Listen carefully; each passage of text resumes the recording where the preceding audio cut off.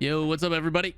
Yet another Sunday, except for we're recording this early. Chat, don't tease, but we're just trying to get ahead of schedule. We're doing this. It's Q&A Sunday. Gonna be hanging out with chat and alternating questions between you guys over on YouTube.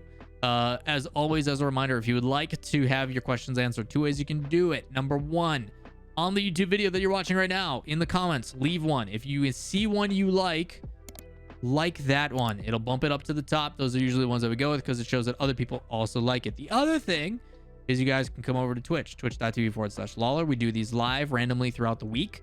And I try to alternate between YouTube and chat. So if you have a good question in chat that I think is a good discussion piece, I'll pick you out and then we'll talk about those as well. We're on Q&A number 39.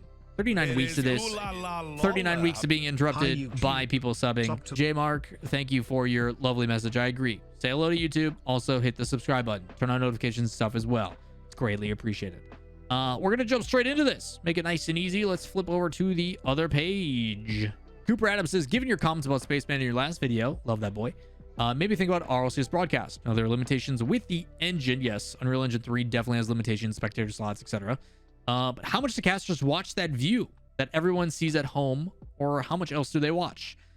He's talking about the spectator. So there's two different casters, obviously, usually in the lobby. There is the play-by-play and the color commentator. 9 out of 10 times they actually use the play-by-player, like at LANs, they use a play-by-play computer to spectate. A lot of casters, it varies, but now tend to cast off of what we refer to as the confidence monitor. When you are casting, there's usually another monitor in front of you underneath the camera, and that monitor shows exactly what is going out to the live feed. It shows what you guys see on broadcast. It's called a confidence monitor because it gives me confidence knowing when I am on camera or not, if I need to adjust my tie, if I need to pick my nose, if something like that is going on, I know that it is not going out to the live feed. Confidence monitor. I tend to cast off the confidence monitor because I want to talk and articulate about the things that you are currently seeing. There is times, though, that the color commentator, your Chiefs, etc., is controlling the camera on their own. They're going in free cam, or they're just toggling off and then like flying to an area of the map so they can see rotations and stuff. Everybody's a little bit different. Every caster has their own different habits, and usually psionics and production tend to accommodate to that. So everybody is a little bit different. But I personally try to cast off the confidence monitor because I know 9 out of 9 times we're going to have a monitor or a feed that shows us what the people are seeing. So I use that to just make sure you guys and I are on the same page. I want to be able to point out the things that you can physically see as you see them. But then I'll always try to do like a bird's eye view of the map so I can see rotations easily and stuff like that too. Everybody's a little bit different. Also depends on what kind of limitations are from the place that you are commentating. Ultimately, though, confidence monitor is what I use when I cast. It's the easiest way. I do the same thing when I cast for V1 on regional day ones. I have a live feed of the broadcast on my main display, and that's what I cast off of. So what I see, it's what you guys see. Makes it easy. Someone in chat asks, what is your opinion on some teams being very demo heavy, and do you think teams will perform worse if they don't adopt this style? Lately, meta has definitely been very, very, very, very aggressive. See ball, hit ball, go for ball, be aggressive. Part of the reason why teams have gotten very good. We've been talking about this for a long time. The level of talent, mechanical or otherwise, has gotten so good to where shots just do not go in as often as they used to because people have gotten good at defending. People understand go off the backboard. People understand put yourself in a position to challenge early so the flip reset doesn't happen. Because the way that meta has been adopted, or the way that meta has adjusted is with demos. Although risk reward, people have gotten really good at recovery and boost denying and boost control and stuff to where they are less risky than what they used to be. Kind of the crazy thing about it is NRG, because they are so good at recovery and boost management. Their defense actually is part of the reason why they won against Space Station. And that's not to say that NRG doesn't also demo on rotation and stuff like that as well. So the meta is definitely shifting that way. Go watch the BDS versus NRG grand finals of the major. You can see the pathing and the boost control of BDS is incredible, and what it's paired with demos and everything else makes it really tough to defend. So There is some exceptions to it, but yeah, you can expect to see a lot of demo play. That's just going to be the way that it is until someone finds out something that's more effective for opening up the net. Just kind of the way it goes. Vaughn asked a really interesting question. When it comes to gaining fans, do you think it's better for teams to create content like Energy and SSG, or do you think it's better to just be really dominant like a BDS? When it comes to content creation, do you think having pros on a team create content generally helps or hurts a team? Because content creation gives an incentive to play the game, and also group content creation like Energy does promote team chemistry. However, just focusing on the game also allows the pros to truly try and get better at the game. I'm a firm believer that when you are signed by an organization, you are also being paid to be a representation of said organization. And sometimes that means finding ways to increase not only your own branding, but also the organization. What Energy is doing, and I'm sure the guys are paid accordingly for it, is not only helping Energy grow their branding based upon the likeness and the weight that players like Squishy and Garrett, etc., and Justin have, but it goes both ways. The more Energy grows, the more eyes are going to be on them. So it goes hand in hand. This all comes down to time management, the ability to make sure that you allocate your time accordingly based upon the ability to not only scrim and practice and put time and effort into being a pro, but also maybe your own content. You know, the guys grinding on YouTube and finding ways to make sure that if I'm putting out 2-3 videos a week, it's not going to completely destroy me and burn me out while also competing as a pro. It's something that you have to balance. It's not an easy thing to do. While being dominant and winning a lot is a very easy way to get people to recognize, like, yo, this team good, I like them. Content also can outweigh. There's a lot of content created personality stuff. Like, I look at Rizzo. You know, Rizzo never won a world championship. Shame, you know, it sucks. But like what he did for G2 after Kronovi moved on, he became the face of that organization in Rocket League for a very long time. And that's because of the personality and the branding stuff that he did when it came to content creation. Yes, he was still successful, but he did a really good job of creating a fan base for himself. Both of those things go hand in hand. I don't think one or the other is better. I think both are extremely important, because at the end of the day, I don't care how good of a Rocket League player you are. I want to know who you are as a person. I want to get to know about you. I want to associate to your likes and dislikes. Yes, you're absolutely cracked and hit a, double flip reset, musty, whatever, a helix flip into a flip reset into a, because that's the new cool mechanic. But like at the end of the day, man, like, who are you as a person? Are you cool to talk to? Are you easy to have conversation with? Do you like the same music I do? That's the stuff that also matters. So personality means a lot more to me off the field than it does on the field. So that's just my personal opinion on it. What's your take on Arsenal and Redos laughing after the own goal? Is that them trying to stay positive in a fortunate situation, or lack of seriousness in tough situations? That is a good mental. At the end of the day, chat, it is a video game. We are playing, and if you are not having fun and you can't laugh and shrug off that stuff, I think your mental is going to be in the drain. We just talked about it with Chrome on last Wednesday, about how all the things that they're trying to do for Daniel is create a good environment. Build that chemistry. Find a place where you feel comfortable. Understand that you're not always going to play perfect. And that applies to more than just Daniel. Arsenal and Redos aren't always going to play perfect. They're going to make mistakes. It happens. And the fact that they can jab at each other and have a little bit of banter is going to help with their mental game, which is significantly more important when the tough things do happen. If it's game 7 and it's a close series, if you guys are calm and collected and having a good time, that is going to make a big impact on how successful you can be. There's times to serious up and make sure comms are like hard called and all that kind of stuff, but make an own goal, so what, man? It happens. No, we don't always play perfect. No big deal. I expect my teams to chirp me a little bit. Just make sure it's done in an appropriate time, and the environment's healthy to where you feel like you can do that stuff or not do that. Stuff that has to be communicated. So laughing at the own goal, I think, is great. I don't think it's that they're taking it not seriously. I think it's just mentality-wise, they're in a really good place, which is awesome to see based upon how things have been over the past split or two. This is actually a pretty good question. Not Django says, after watching this weekend of RLCS, in your opinion, how do you feel the player shuffle went? Who lost out and who made the best moves? I think it's still going to take some time before we truly know, especially with like G2 and Envy, because they just didn't have really any time to figure out how things were going to go, right? Like I think it was too short of a time to really see how it's developed. You also have a lot of teams that are and were on vacation. Minimal time. If you guys want insight on it, go check out that video that I did with Chrome last Wednesday. But he talks a lot about the teams that have and have not been practicing, and the teams that have been putting in the hours are the ones that are top 4. So G2, I think, is going to get better for sure. People who are writing them off right now, I think, are crazy. You're talking about a team that made a last second roster signing with Atomic, even though it was pretty sought after. It's going to take time for that to come full circle, to figure out how he's going to fit into the playstyle. It's a change. I think Envy's probably the worst off. I think Envy's screwed. I just don't see them finding a way to get back into top 5 and go to the major. I just don't. V1, I think, is obviously on the up end of it. I think Beast Mode was a fantastic pickup. Daniel long-term, I think, is going to be incredible in Space Station. Already top 2 is pretty exciting. So for the most part, I think most teams are pretty happy about the changes that happened. Aqua to Rogue is also fantastic. They look like a completely revitalized team. But I don't necessarily think any of them are necessarily bad. It's just sometimes over time it's going to take to develop. But I would say the best one would probably be, most impactful is Beast Mode to V1. I think Cypical to FaZe is showing pretty exciting stuff. Same with Daniel, because I think Daniel is a phenomenal upcoming talent. Worst would probably be the Jariz to Envy situation, just from like comparison's sake. So overall, I think it went pretty well, but best out probably V1, just based upon result changes and consistency that hopefully comes from it, and Envy on the back end. That's how I would go. I think SSG's style would work at LAN better than G2 or complexities. Yes.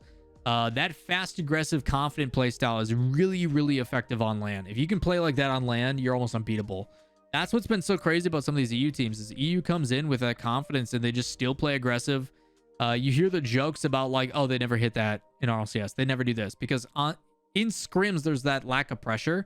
You don't have to worry about the consequences as much. And Europe lately has just been playing super confident game with some of these young rookies where it's just like, yeah, I'm going to go for it, even though it's super risky. I don't care. And because of that, it overwhelms some teams. You have to be confident going for some of those challenges. You have to go for some risky stuff and just make that part of your regular play. So without a doubt, man, if Space Station can recreate how they're playing right now on LAN, yeah, they'll look incredible, which again, that's their goal. Get back to a major. That's the end all to be all. So pretty exciting stuff, man. Pretty exciting stuff. Samuel says, question for Q&A 39. How come all the pros have Alphaboost? I get that some pros started in the alpha version, but younger pros didn't. Didn't Sonics create new Alphaboost, or was it a matter of trading or something else? If you guys don't know the history of Alphaboost and want me to do a video on it, let me know down below. I might be able to work some stuff up. If it's got a bunch of upvotes, then we'll make a history of Alphaboost video. I think that'd be kind of cool. But super TLDR, Alphaboost came out. Alphaboost is someone who has used it, not with Baka's mod, but like actually had it in my inventory. Shout out to Chrome for trading it to me once and letting me use it for like 2.5 months. It just feels good. Like the boost itself, you talk about like placebo and everything else, right? It definitely makes you feel faster. I don't know what it is, the sound or the visual or what, but Alphaboost just genuinely makes you feel better at the game. It makes you feel faster and quicker. And it's definitely like a mental thing and a visual thing. And I don't know why it has that association to it, but every pro uses it for that reason. You just feel faster and better with it on. And that became adopted. Not only is it all the players already using it, but when you are a up-and-comer looking at the pro scene and you see everybody else using that boost, then you also are like, yeah, I should probably use that boost too. The only ones that are different than that is like South America. South America uses like some of the most ridiculous goal explode or some of the most ridiculous boosts, and I love it because it's super annoying sounds too, and they just don't care. Like they have that like confetti one that's really annoying and stuff, and they just go with it. But Alphaboost definitely tends to be the go-to because of the precedent that was set very early on. But as someone who has physically used it myself, not only is it super rare and valuable based upon like digital currencies and stuff, but it just feels better. It really does. But yeah, if you guys want me to do a history of Alphaboost, let me know in the comments down below. Sam asks, will RLCS ever have top tier investment and interest without franchising? I think it already does, technically. I think people on an organization standpoint, from the stuff that I've seen from behind the scenes, it already does. Like you're seeing like 7-figure buyouts. That's $1 million plus, by the way. 7-figure buyouts coming into the RLCS and people saying no. Like there are teams that are top 2, top 3, top 4 that are being offered $1 million plus for their rosters. And they're like, no way. Like we value this roster so much that there's no way in heck we're going to let you buy out the spot and then have to try to find a new roster. So you are seeing some pretty large money come in without a doubt. Players are getting paid pretty dang well. Orgs seem to genuinely be happy about the way that RLCS is trending. Shout out to the RL esports team and the staff that You know, the communication and stuff seems to be getting better. They're trying to develop and adjust more. The circuit-based format with open qualifiers means that those top 8 spots are super valuable. Primarily top 16, because then you can make main broadcast. But for the most part, it was and does seem to be a very, very profitable long-term investment if you're willing to put it in there. Whether we're going to get to the level where rev share and stuff like that makes it justifiable, where organizations are making money off of Rocket League, I don't know if we'll ever get there. Usually esports are operated at a loss, but the sponsorship money and the funds allocated make it worth it, just for growth and stuff that comes with it and all the additives like merch sales, etc. But ultimately, I think you're going to see a lot more organizations in Rocket League realize that there's a lot of content to be made and making money off of YouTube and content videos with ad revenue. Please watch my videos and don't skip ads. Thank you. But the ability for like teams like NRG, where they keep putting out content videos, you're seeing organizations have dedicated social media people like Dignitas, where they're making a Dignitas Rocket League Twitter account, putting specific Rocket League content on that and building that platform. So in hopes of not only retaining some fan base and some viewership, but make some money off of it too. So I think Rocket League still is in its infancy when it comes to the capabilities of what content and stuff can be. As for the pro scene and for the RLCS, it's growing and getting better and better, especially with such a small staff. There's so much to improve upon, but I think it is getting there in time, which is exciting. So yeah, man, I think it's already there. The difference with franchising, though, is there's a lot more investment by the organizations because they're spending, $15-20 million on a spot. No matter if they win or lose, they keep that spot. So I think contracts and stuff will be maybe a bit more fleshed out, serious. But for the most part, I think Rocket League is already at a top tier investment place. It's just a matter of how do we grow from here. Right now, it feels like it's kind of at the plateau. How do we take that next step to see that next big increase? That's what we're waiting on. Emerald, this is a tough question because I'm not knowledgeable enough on it, even with like having an IT background.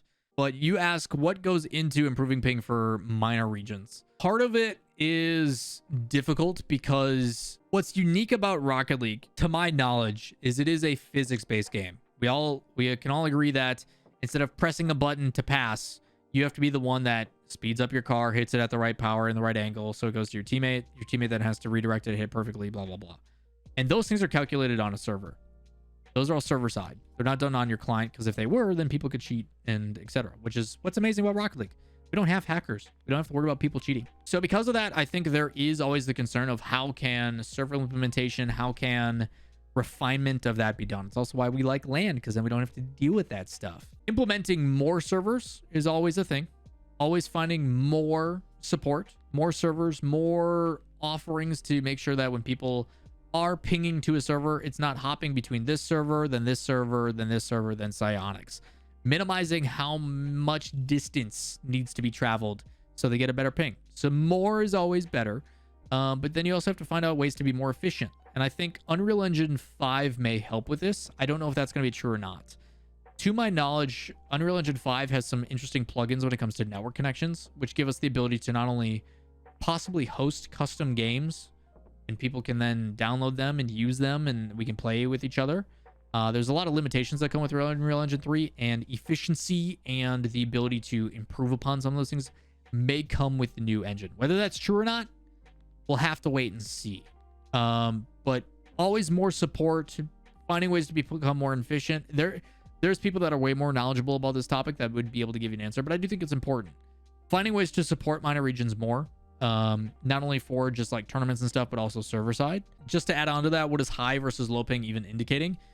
Your ping in simplistic sense is when I am sending information to the server, how fast does that information come back to me? So the ball, for example, the ball is moving based upon when I hit that ball and it registers that hit. How quickly does that reaction happen? That's why you see like rubber banding and ghost hits on high ping. Because to you, client side, what you're seeing is different from what is actually happening in the server. That's why when you have a LAN or a local area network, there is no ping. It's just instantaneous. It is right here. I'm touching it. I can see it. I can feel it. That's the whole benefit to it. So minimizing ping is why a lot of people, it's a lot more complicated than that, but primarily having more servers, just because then the accessibility, think of it as like phone reception. If you got a bunch more towers for your phone to ping off of, your reception is going to be better. Same thing kind of applies to that. So that stuff is pretty incredible. That is going to do it for today's video. I'm going to go address a message in chat for you all. If you guys have any additional questions, comments, concerns, as always, feel free to stop by the Twitch stream and ask them in chat, or let me know in the comments down below. Make sure you guys like the ones you really enjoy, or ask one of your own, and hopefully that one gets pushed to the top. We try to scroll through a bunch of them and find the ones that create the best conversation. But that is going to do it for today's Q&A. It's some pretty wild stuff all over the place today, but that is going to do it for me. Appreciate you guys all for the support. Thank you guys for hitting subscribe, liking the video, and all that kind of stuff. We'll see you in the next Q&A. Peace.